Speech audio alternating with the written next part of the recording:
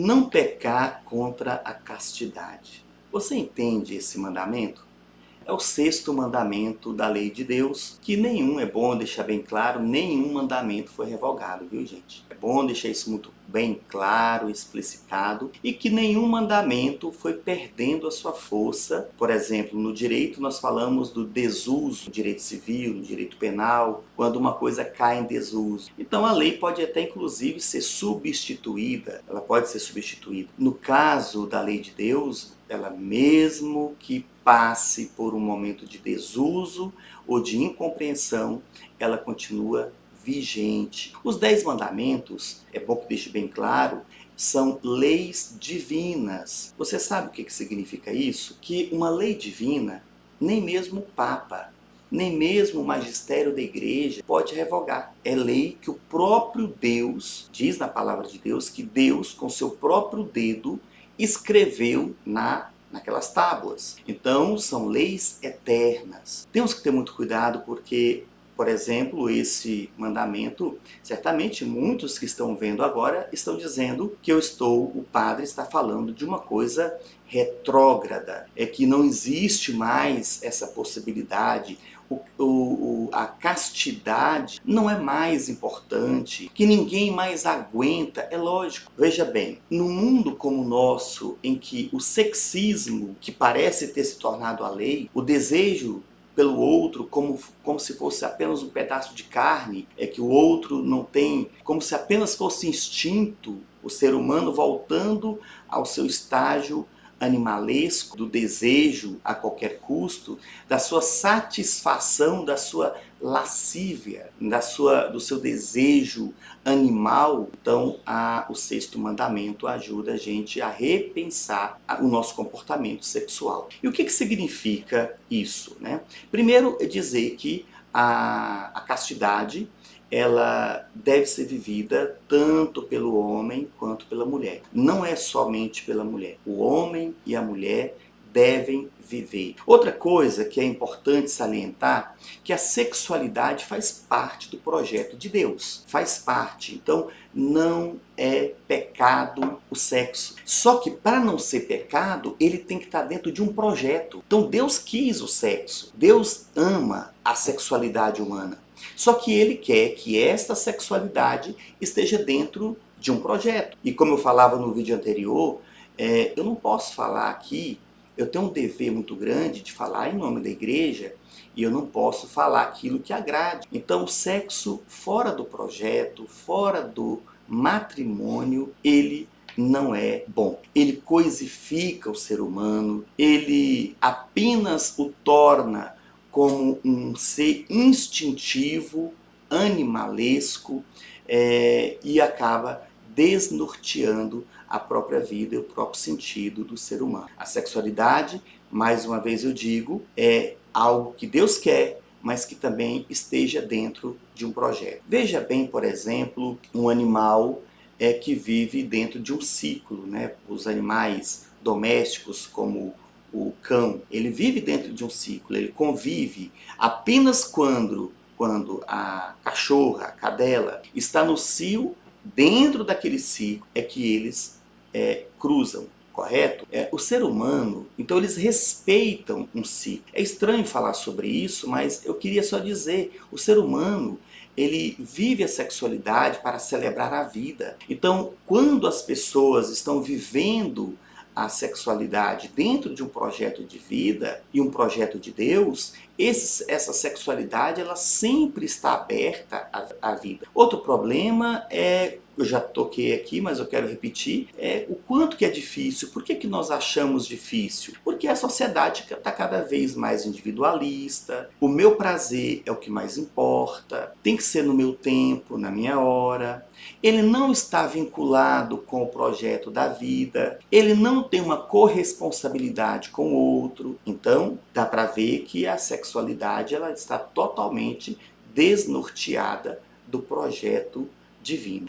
A sexualidade não se trata, a castidade não se trata tão somente da abstinência sexual. Olha, a sexualidade, o sexo em si, ele deve ser vivido apenas após o matrimônio e aberto, inclusive, para a vida. Então você que deve estar pensando, mas nesse mundo de hoje ninguém vive isso. Olha, o erro não pode justificar a não observância de um mandamento de Deus. Se fosse assim, o outro matou, também posso matar. O outro fez uma coisa ruim, eu também posso fazer. Eu estou apenas apresentando algo que pode te ajudar a viver de uma forma mais saudável e trazer a sexualidade para dentro de um projeto de vida. Para viver uma castidade física, é preciso antes fazer como São Francisco de Assis falava, viver a castidade do coração, viver a castidade do olhar. Isso é viver a pureza do ser. É parar de ver o outro como instrumento de satisfação das minhas próprias vontades. Você deve estar pensando assim, padre, e quando o outro também quer? Ainda assim, são duas pessoas que querem viver apenas a satisfação dos seus próprios desejos, que estão se encontrando e confundindo isso como liberdade. Ah, eu fiz porque o outro quis, o outro também quis, eu quis também. Então, olha, são duas pessoas carentes que vivem. Se você liga qualquer rede social, imediatamente você é instigado a uma vivência da sexualidade e acaba você vai se contaminando a ponto de não acreditar mais que nós estamos vivendo em outros tempos, não acredita mais que Deus ainda está querendo o melhor para nós, que isso a igreja está sendo retrógrada. Não está sendo retrógrada, ela está buscando a essência da sexualidade para o ser humano. Então é preciso, primeiro, pedir a Deus uma pureza de olhar, uma pureza de ouvido, uma pureza de tato, uma pureza de coração, de sentimento. E quando eu peco contra a castidade? Bom, a castidade eu peco quando eu estou diretamente na relação fora deste plano, dentro do plano divino. Mas eu também atento contra o sexto mandamento quando eu busco maneiras egoístas para satisfazer o meu desejo sexual, quando eu busco sexo fora do projeto do matrimônio, não aberto à vida, quando eu busco a pornografia, hoje tão acessível está a pornografia, a prostituição, a infidelidade nos relacionamentos. Então, várias formas podem atentar contra o sexto mandamento. Eu sei que muitas pessoas vão criticar essa série que eu estou fazendo dos 10 mandamentos, porque muitos vão dizer que nós estamos sendo moralistas. Não se trata disso. Eu estou apresentando algo que está na palavra, algo que foi colocado por Deus. E eu tenho o dever de apresentar o norte. Vamos seguir para o norte. O livro de Isaías diz que não nos desviemos nem para a esquerda e nem para a direita. Caminhemos no caminho do Senhor. E o projeto da vida, o projeto da castidade, o projeto de uma sexualidade deve ser vivido de acordo com a vontade de Deus. E você vai ver que você vai viver muito melhor. Então, que você faça uma boa revisão, entenda que a castidade é para o nosso bem, e eu tenho certeza que muitos males, muitos problemas que nós estamos vivendo hoje, não teríamos se nós estivéssemos vivendo a castidade. Primeiro, tantas doenças transmissíveis que nós temos. Segundo, tantos abortos que foram cometidos.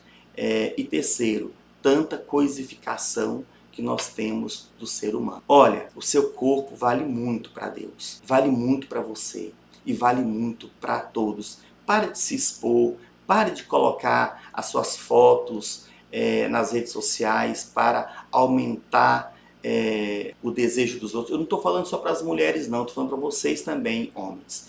Pare de colocar você como coisa. Você é um projeto de amor de Deus, tá bem? Então, vamos viver a castidade. Recentemente o Papa, ele beatificou duas meninas no nosso Brasil. A Beata Benigna, lá no Ceará, uma menina jovem, na década de 20, que foi abusada e bateu o pé sobre a questão da vida casta.